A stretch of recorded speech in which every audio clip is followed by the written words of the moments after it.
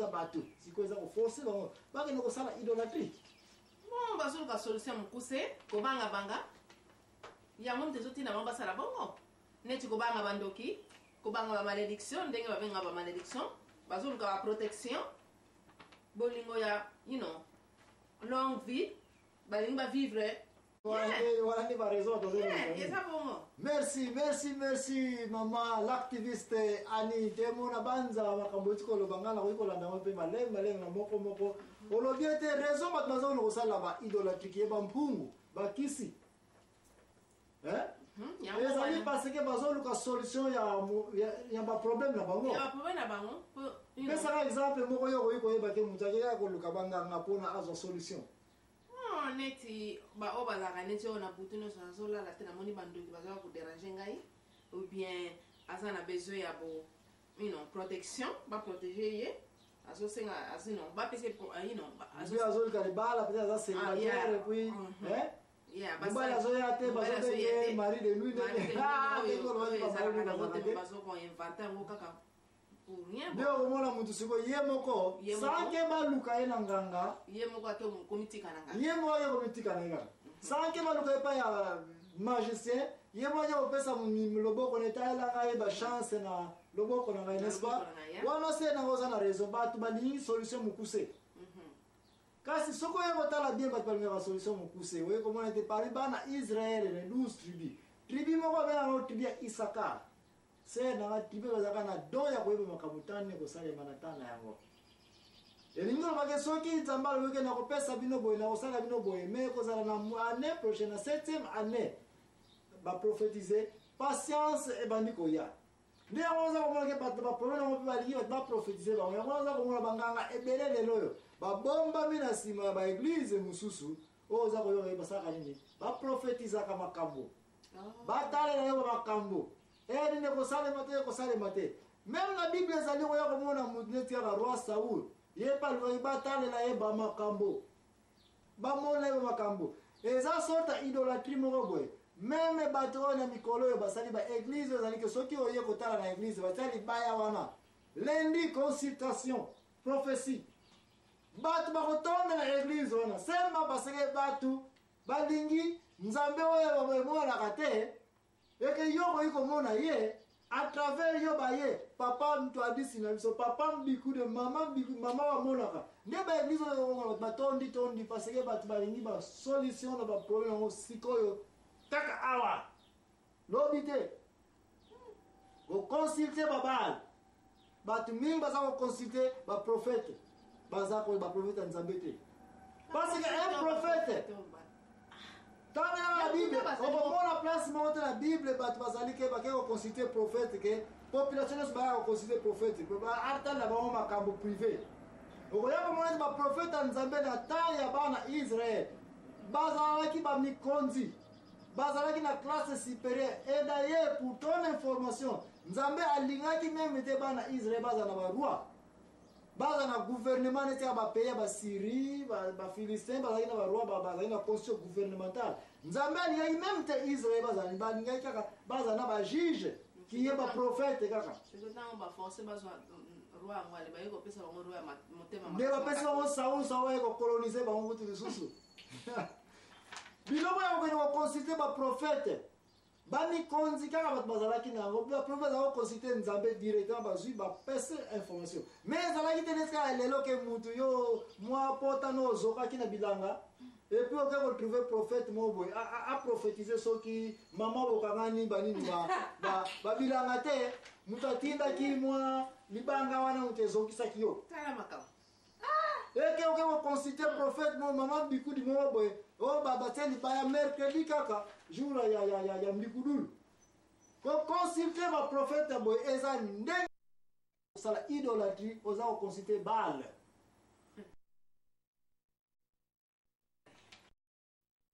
par manque na yo oyo oyango na oyeli ngai mlangi oyo nga napambola yango se nakomela yango avana nalobi teke mai eza mabe kopambola obelite ezali nalobi mpe teke mafuta kasi soki na ndako noki ekomi eloko nyonso oza kozwa ke ezali puissance eza korepresente nzambe keba koma moli anisi ya mutu mosusu te otila ke bato baza koya bazwa nini protection bazala protege contre nini contre battaque extérieure nzokande vraie protection bato fo tolukaka tosalaka nini masumu kokima masumu so oyo kokima masumu ozwi ngubo ozwi mopanga balianga ite ba malédiction eyelanga ite bamakambo ndenge na ndenge eyelanga ite ale nani akosala yango tata oyo moto amonaka nzambe eza idolâtrie mosusu olobi longue vie bato baza kokota na biloko ya idolâtrie oyo parce que alingi kovivre pour longtemps mutu mosusu molingo mokili alingi mokili oyo ezalaka ya ye akoki kovivre na mokili donc tokozonga sere na ngai tokokontinue na ignorance ya idolâtrie okoya komona bato nini bazali kosala idolâtrie nzambe apambola yo ntango nakenda kolia orange nanga oyo ntango tokozonga bongo tokoka koyeba koma tokosilisela émission oyo ya idolâtrie avant tokoba na société na biso koma réalité ezali kokende entre idolâtrie na vie na biso na kati na baeglize na biso merci mingi nzambe tokoki kozwa mwa repo oyo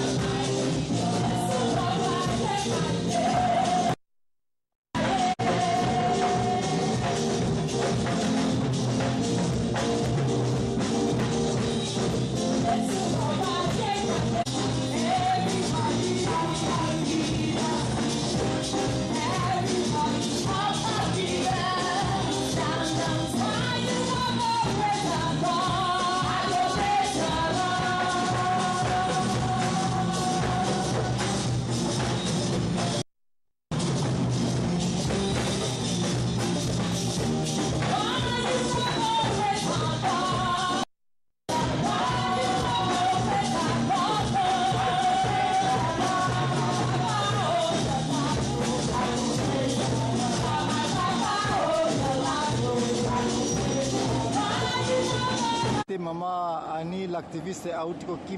vérité bande kona zali président pa ngai l'impresario Joaquim Zambwana accompagne na mama l'activiste